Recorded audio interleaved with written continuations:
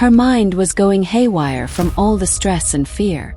All she wanted was a moment to breathe so that maybe, just maybe she would be able to stop crying, but her tears just wouldn't leave her eyes. Her body was so cold and sweaty, she could hardly walk without dropping something. She looked around for anything that could help her, but the only thing she saw was the stairs, which seemed impossibly far away. Instead of trying to escape down the stairs, she turned right and headed in a direction she hoped would be safer. But that path ended in a dead end with just one large window. "Just stop struggling now," Ethan said as he approached her. "You're making my job harder." Kaylee didn't reply, continuing to fight him with every ounce of strength she had. "We both know you won't get anywhere if you keep this up." She tried desperately to scream at him, but he clamped his hand over her mouth, silencing her. He grabbed her by the arms and dragged her toward him, forcing her to stand in front of him. She pushed him back, causing her foot to lose its balance.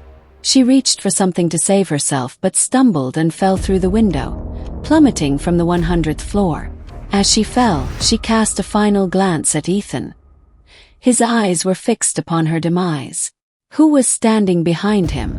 She wanted to know who had pushed her, as she clearly felt someone's hand on her shoulder while falling, but she lacked the breath to seek an answer to that question.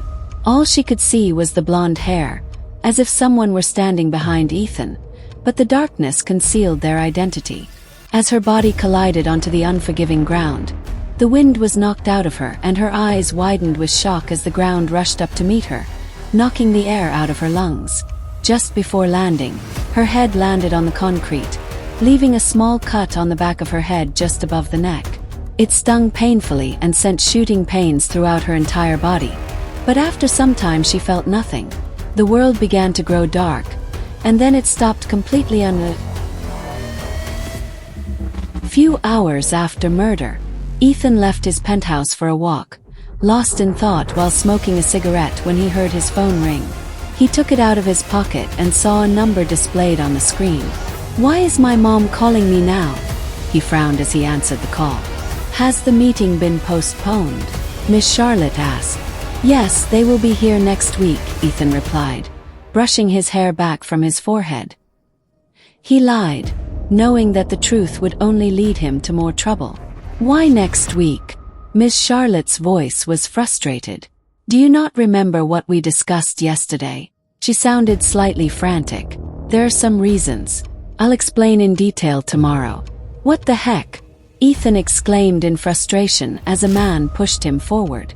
"I'll talk to you later about this."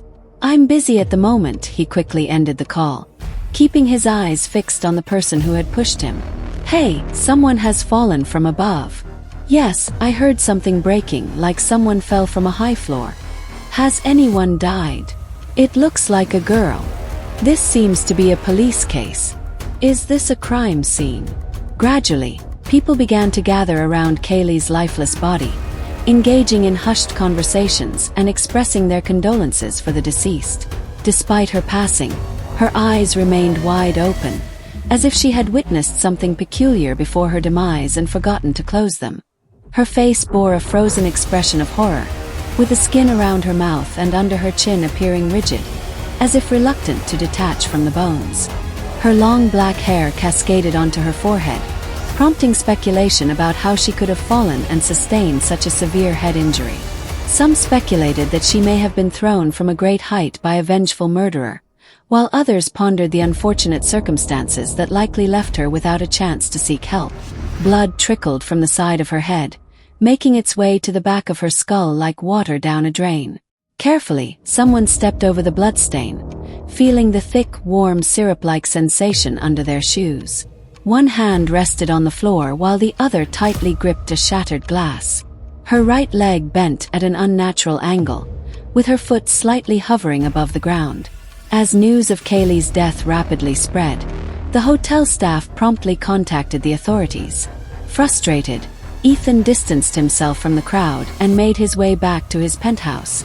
Standing there any longer made him nauseous. He couldn't handle the sight of blood. He felt disgusted by Kaylee's lifeless body.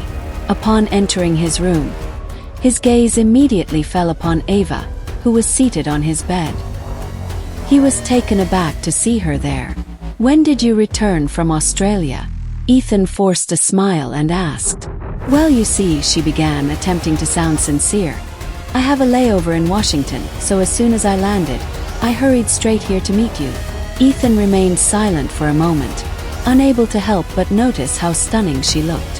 Her black curls framed her pale face, and her amber eyes stared intently at him.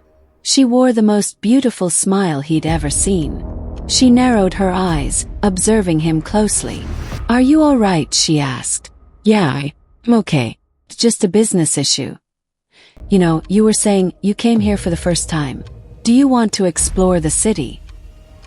He took a deep breath to collect his thoughts. "No, I don't want to explore the city. In fact, I wanted it to be a surprise," she responded, her intense gaze unwavering. "I thought it would be a romantic gesture to bring something special back for you. But I couldn't bear to wait any longer to see you, so I decided to come straight here instead."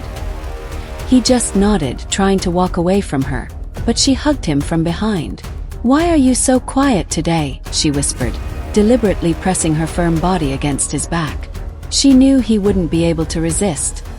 He never could. "I have a lot weighing on my mind." He exhaled slowly and wearily. "Then let me ease you," she smiled, positioning herself directly in front of him. "May I have your permission?" She always had a way of keeping him on his toes, knowing exactly how to make him do what she wanted.